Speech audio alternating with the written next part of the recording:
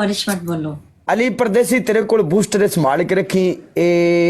AJ Lala love you मेरी जान, नदीम लाला love you, हारून पाजी, इजाज, एवरीवन, एक एक बंदा। तेरी पहली पनिशमेंट है अपने मुंह ते पाउडर पा। तेरी दूसरी पनिशमेंट है अपने होठां उत्ते टूथपेस्ट ला। तेरी तीसरी पनिशमेंट है जमीन उत्ते बह के तपड़ी लाई रखनी हो डबल आन तक। चल पीछे।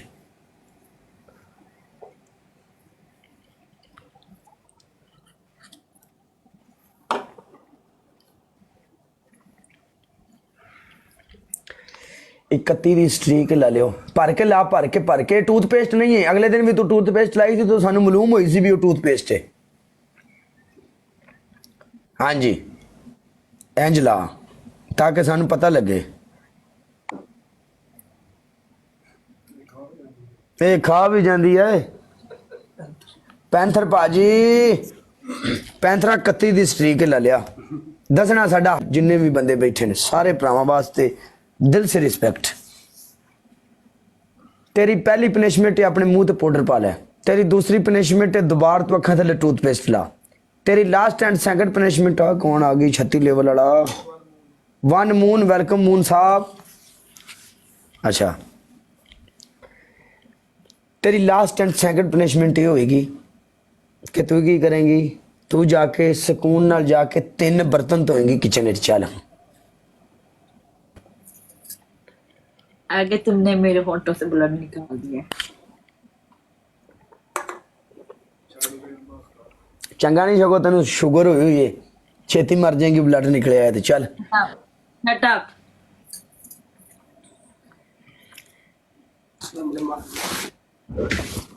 वो देखो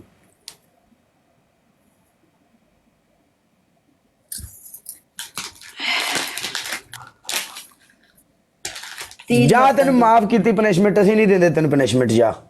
नहीं नहीं तू ब्लड सानू बहाया क्यों है फिर? नहीं रहने दे खलास माफ। तो दूसरे मत लगाना मेरे होंठ में। नहीं भाई जी असी को जालम हाँ, असी को जालम हाँ। तो तुम जालिम ये जुल्म करने नहीं आए, तुमने बोला था जिस करोड़ में। किन्नू बोला था? तुमने किसन को बोला था? मैंने बोला था? तुमने क्या? तूने तू बोला था भाई। तुमने बोला यार मेरी हमारी गल सुनो, मैं चाहना वा कि मेरी गल सुनो।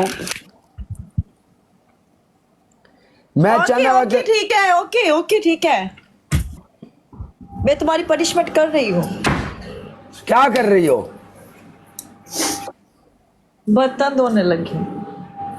चल शाबाश, को काम धंधा भी कर लिया कर। चल लैंड चला कर। कैमरा सीधा, कैमरा लो सीधा, बर्तन बिल्कुल धोने। कैमरा सीधा, कैमरा सीधा। ठीक है ये ओके नो प्रॉब्लम। सानू पता लगना चाहिए सर्फ लग रहा है, बर्तन धुप रहे हैं।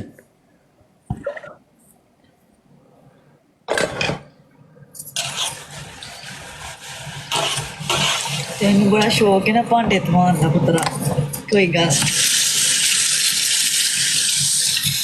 चल चल चल चल चल चल।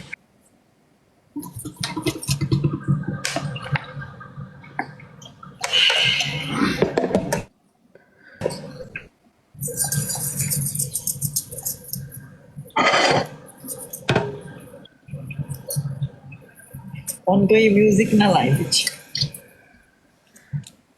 स्क्रीन रिकॉर्डिंग लगनी चाहिए मुंडियो।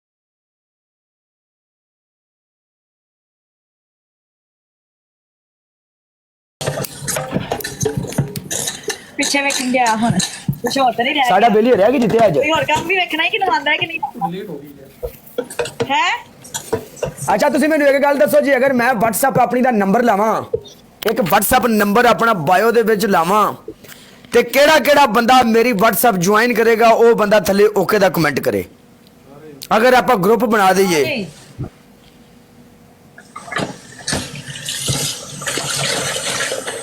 ये लड़की तुम्हारी बहुत बड़ी फैन है एक दफा इसको फॉलो कर लो